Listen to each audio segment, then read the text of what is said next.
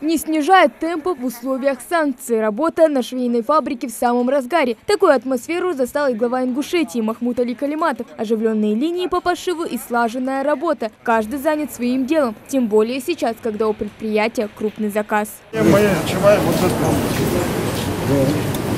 Заказ на сколько у вас? Заказ на 25 тысяч. На 25 тысяч. Сумму говорю, денег. Где-то на 34 миллиона. Сейчас. Хороший заказ. Все, заказы есть. Вот мне предлагают на 1 440 миллионов. Рабочих нет. Рабочих нет. Контракты заключаются на 3 года, на 5 лет. Но прежде чем сдать уже готовое изделие, оно проходит через зоркий глаз контролера, который тщательно проверяет качество пошива и только после отправляет на упаковку. Чтобы отшить такую партию, потребуется немало времени. Сейчас на фабрике работает порядка 300 человек. Правда, это далеко не предел. Ну, мы довольны. Нормальная скорость будет. Очень хорошая. Руководство хорошее, директор хороший. Ну, я не знаю, я просто, знаете, меня огорчает то, что у нас еще не хватает здесь 500 человек. Представляете? 500 человек. Потом говорят «болбакс». Раньше говорили «болбакс». Ну, сейчас же есть работа. Ну, чистенько, уютно. Вот они купили это, да, инвесторы. И еще вложили, представь себе, 700 миллионов, чтобы привести все в порядок. 2,5 года назад здесь по колено вода стояла. По колено.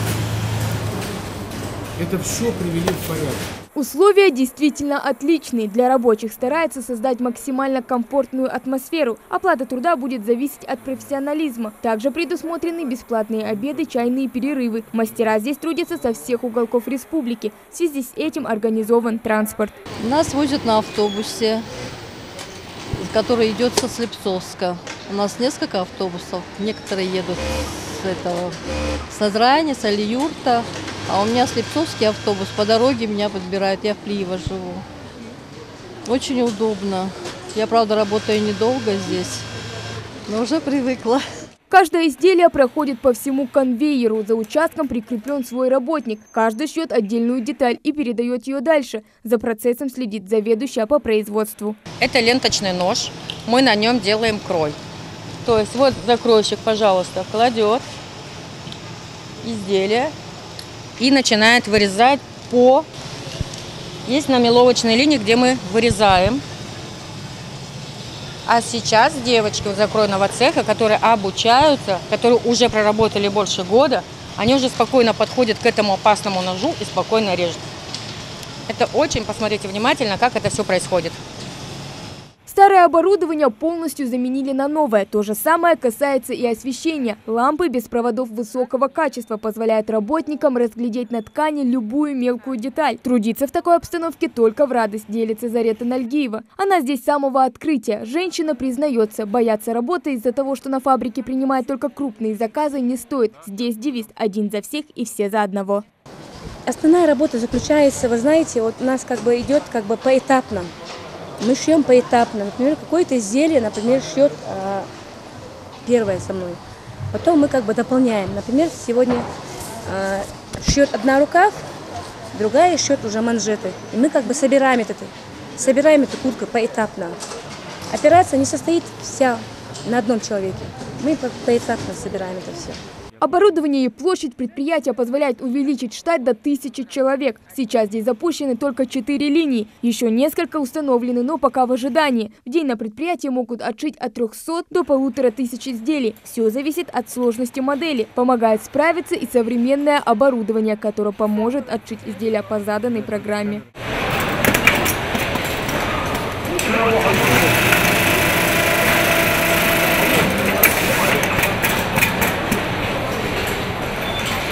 Такой карман-рамка у нас получается. Депутаты, главы муниципалитетов, общественники и представители Совета тейпов Ингушетии. Совместный визит на предприятие лишь подтвердил. Швейная фабрика – это качественный пошив, высокотехнологичное оборудование, ответственный подход к срокам исполнения заказа и комфортная рабочая обстановка.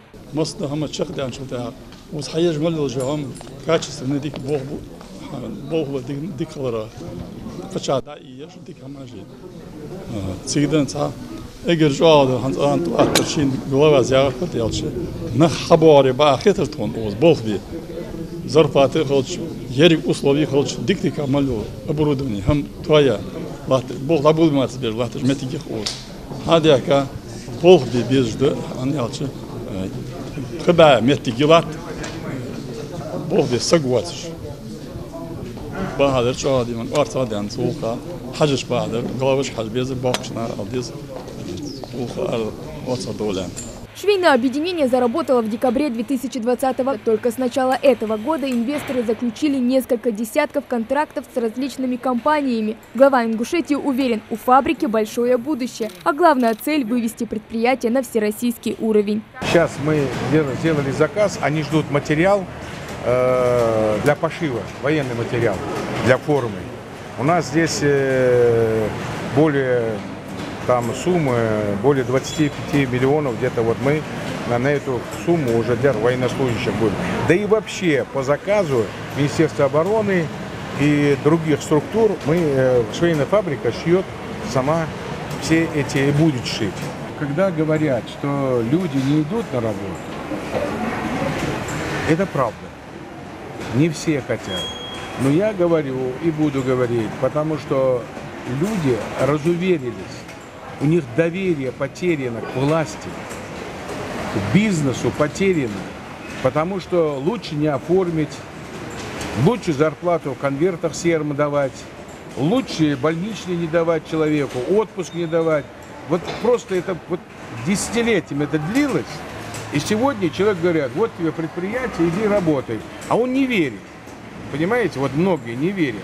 Ну и другая ситуация, что какие-то условия, к которых привыкает человек, это такая вещь, это привычка. Поэтому, потихоньку будем идти. Но было бы, нам бы лучше и предприятию лучше, если бы они бы здесь в очереди стояли бы и на работу устраивались бы, понимаете? Потому что вот я спрашивал сейчас каждого, пообщался, но они условия, говорят, великолепные. Великолепные условия. Но если вот все условия, обед, еще что-то еще, чистенько, для женщин тем более, здесь прям условия, я считаю, что для женщин здесь великолепно. Здорово. Зарплата работников фабрики зависит от качества их работы. Она может составлять 15, 18 и 20 тысяч рублей. Все в руках самих работников. Сегодня же швейная фабрика Ингушетии на расхват. Только за прошлый год работники отшили около 100 тысяч изделий. Хава Гагиева, Асхат Белакиев, Новости 24.